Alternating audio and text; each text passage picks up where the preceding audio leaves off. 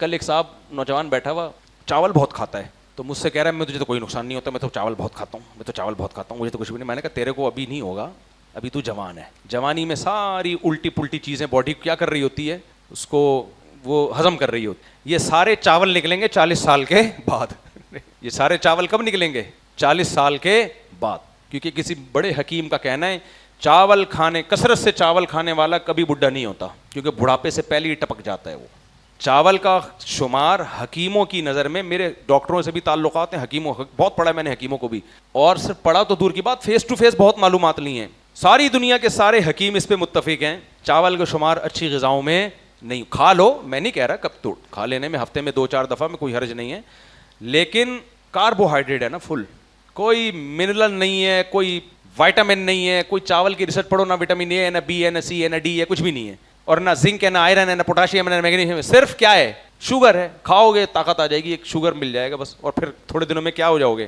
ابھی ایک اور کیا کہوں, غیبت اس لیے نہیں ہے کہ آپ کو کیا پتا کس کی بات ہو رہی ہے. میرا ایک شاگرد آیا ماشاءاللہ اتنا چوڑا, 28 سال کی عمر میں اتنا چوڑا, مجھے کہنے لگا, میں نے اس کو سمجھایا بیٹا ابھی تو 28 سال کا ماشاءاللہ اتنا ہو گیا ہے تو پرہیز کر لے. کہہ رہا میرے سے پرہیز نہیں ہوتا, میں روٹی چاول نہیں چھوڑ سکتا. میں نے کہا ٹھیک ہے, تھوڑے دنوں میں پتہ ہے کیا ہوگا, لمبائی چوڑائی برابر ہو جائے گی تمہاری. میں نے کہا دیکھنے میں پتہ ہی نہیں چلے گا لیٹا ہوا ہے کہ بیٹھا ہوا ہے. میں نے کہا لیٹا ہوا بھی بیٹھا ہوا لگے گا, بیٹھا ہوا بھی کیا لگے گا.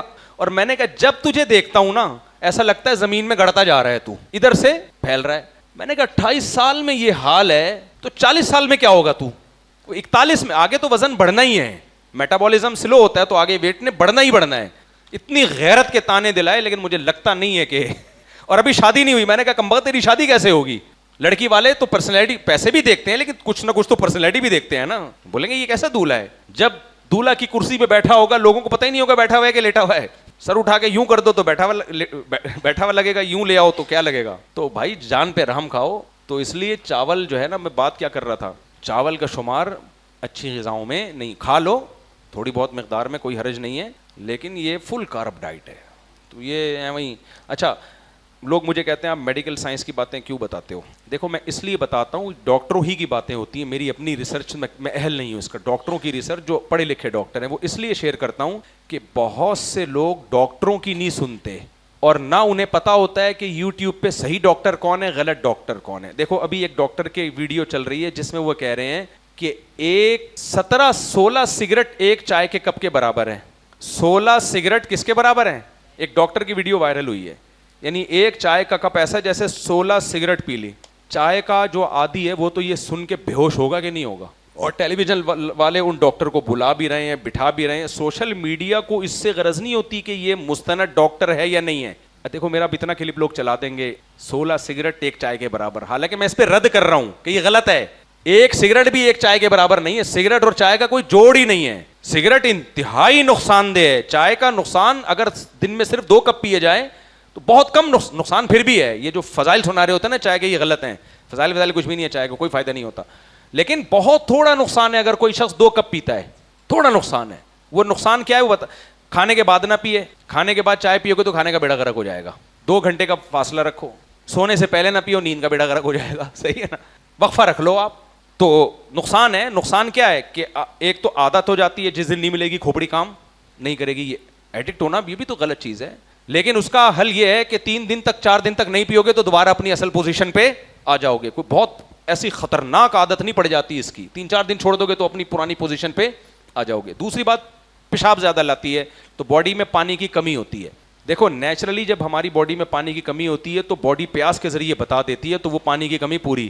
چائے سے جو پیشاب زیادہ ہوتا ہے تو پیاس نہیں لگتی, تو اس لیے ہمیں پتہ نہیں ہوتا باڈی میں پانی کی کمی ہو رہی ہے. لیکن یہ 2 کپ میں تھوڑا نقصان ہوتا ہے, اور دائیں بائیں طریقے سے وہ نقصان کی کمی بھی ہو سکتی ہے. مثلا میں چائے پیتا ہوں تو پھر مجھے پتا ہے کہ چائے سے پہلے گلاس پانی بھی پی لو, ٹھیک ہے نا. لیکن وہ ڈاکٹر صاحب کیا کہہ رہے ہیں, 16 سگریٹ اور ایک چائے کا کپ. بتاؤ لوگ یہ سن بھائی سگریٹ زہر ہے, چائے میں نیکوٹین سگریٹ کے مقابلے میں انتہائی تھوڑی ہوتی ہے, نہ ہونے کے برابر ہوتی ہے. تو اس لیے مجھے بعض دفعہ یہ اس لیے بتانا پڑتا ہے کہ ہماری جو آڈینس ہے نا وہ الگ ہے, ڈاکٹروں کو سننے والے لوگ ہیں وہ الگ. تو میں چاہتا ہوں ایک اچھی بات اگر میرے ذریعے سے پبلک تک پہنچ جائے جو ہم پہ اعتماد کرتے ہیں, اور وہ برائی چھوڑ دیں, تو کیا جا رہا ہے اس میں. صحت تو ایک نعمت ہے نا خدا کی. اس لیے میں بتا رہا ہوتا ہوں کہ چاول کم کھاؤ, ٹھیک ہے نا. صبح و شام چاول پھوڑے جا رہے ہیں, اس میں نقصان ہوگا. اس طرح گندم کی روٹی بولو کم کھاؤ. اچھا اس میں لوگ آج کل آ گئے ملٹی گرین آٹا, وہ بھی ٹھیک ہے لیکن اتنی ٹینشن لینے کی ضرورت نہیں ہے. ملٹی گرین یہ والا آٹا, صرف جو کی روٹی, جو میں سب کچھ ہے. زیادہ زیادہ یہ ہوتا ہے کہ جس کو جو کی روٹی کھانے کی عادت نہیں ہے نا, اس کے جو کی روٹی ہضم نہیں ہوتی, جیسے ہمیں بھی ہضم نہیں ہوتی. تو میں نے اس کا حل یہ نکالا ہوا ہے کہ آدھی جو آدھا گندم کا آٹا چکی والا, دونوں کو مکس کر لیا, کھاؤ بیٹھ کے. تو نئے آدمی کو پتہ بھی نہیں چلتا, یہ بھی کافی ہے. زیادہ نیک بننے کی بھی ضرورت نہیں ہے نا. ڈاکٹر تو پتہ نہیں کیا کیا پرہیز کروا رہا ہوتا ہے کہ یہ نہیں کرو, تو اتنا نیک بننے کی ضرورت نہیں ہے. نارمل کبیرہ گناہوں سے بچو بس. جیسے ہم دین میں کہتے ہیں کبیرہ گناہوں سے بچو, تہجد پڑھ لو تمہاری مرضی ہے. تو ایسے ہی ڈاکٹروں کی نظر میں جو کبیرہ گناہ ہیں, میڈیکل سائنس کی نظر میں, وہ ہے گندم کا آٹا. نمبر 2 چاول کی کثرت. Number 3 cooking oil. نمبر 4 چینی. نمبر 5 جو اکبر الکبائر کبیروں میں بھی سب سے بڑا, وہ ہے بیکری آئٹم. بریڈ ہو گئی, پیٹس اور پیزے اور ٹوپی ڈرامے جو لگائے ہوئے ہیں, یہ 5 کبیرہ گناہ ہیں, میڈیکل سائنس کے کبیرے گناہ. صحیح ہے نا. تو ان 5 چیزوں کو کیا کرو, کچھ کو تو بالکل چھوڑ دو اور کچھ کو کیا کر دو, کم. آٹا چاول بالکل نہ چھوڑو, کیا کر دو, کم. اب کھائیں کیا سوال پیدا ہوتا ہے. جو مرضی جائیدادیں کھا کے جو بیٹھا ہوا ہو وہ یہ باتیں کر رہے ہیں کہ ہم کھائیں کیا. تو باقی جو مرضی کھاؤ, انڈے کھاؤ, گوشت کھاؤ, دالیں کھاؤ.